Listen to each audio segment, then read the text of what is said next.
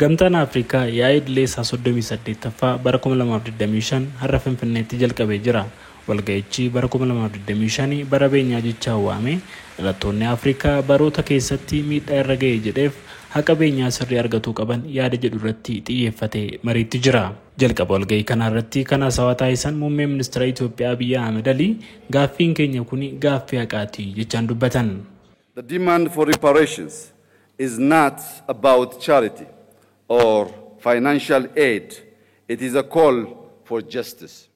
Akkas jedhu Abiy Ahmed badii bara gita bittaa'ansuudhaan nurra gahaa turee fi beenyaan gaafatamu kun waa'ee tumsa gargaarsa namoomaa gaafachuu miti. Kun waamicha haqaaf taasifamedha. Gaaffiin kun caba uummata keenyaa fayyisuudhaaf madaa hiyyummaa dhabiinsa walqixxummaan nurra ga'ee dandamachuuf kan yaadamedha. Gaaffiin beenyaa kun kan biroo duraa duuba miidhaa saba keenya irra ga'ee galmeessuuf kan kallattii kaa'udha. Hundarra garuu namni marti qixa akka ilaalamuu fi tarkaanfiin qabatamaan akka fudhatamu kan eerudha jechuun dubbatu.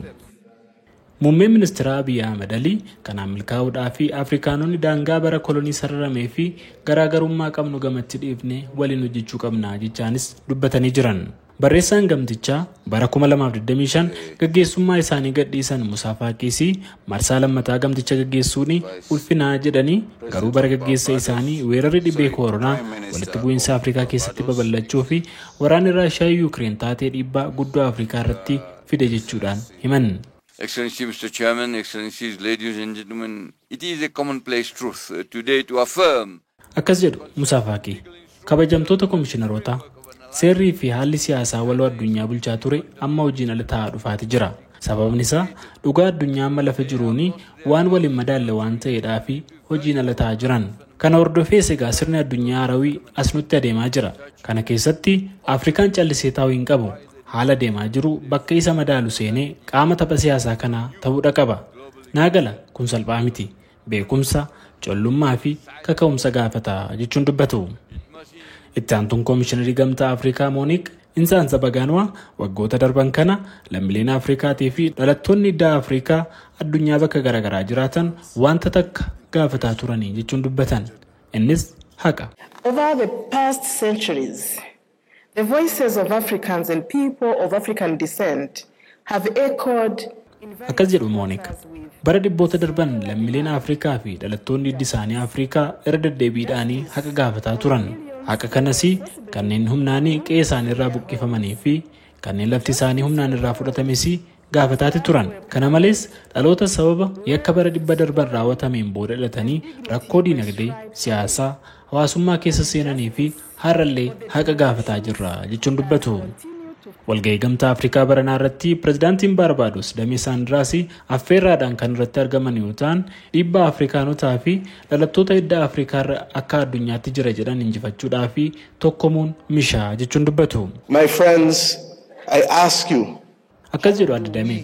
Yaa jaallan kiyya wanti an sin gaafatuu fedhu yeroo ammaa kana tokko afraffaa yookaan immoo tokko shanaffaan nama Afrikaa yookaan immoo hidda dhalootaan Afrikaa ta'ee akkamiin waan gaafannu kanarra aanuu dadhabne.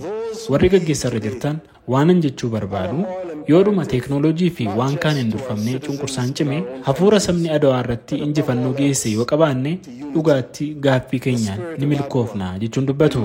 Barreessaan jaarmayaa mootummootaa Antooniyoo Guutereeshis walga'ii kana irratti yaadni beenyaa ammas dhugaatti raawwatamu malee jechaan dubbatanii jiran. The world must never forget that Africa is the victim of two colossal and compounded injustices. Akkas jedhu Guutereesh.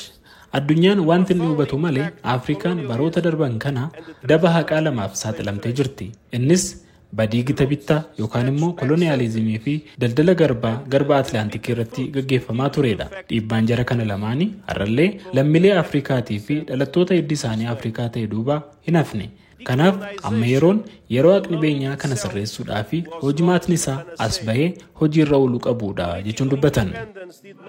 Barreessaa Guuteres walitti bu'iinsi naannoo Saahel kan Koongoo keessatti dhiyeenya jalqabe akka furmaata argatuudhaa fi gaggeessitoonni Afrikaa xiyyeeffannoo godhuu qabu jedhanii ji'a mana Ramadaanaa dhufaa jiru kanattis wal waraansi Sudaan keessa akka dhaabbatus waamicha dhiyeessanii jiran.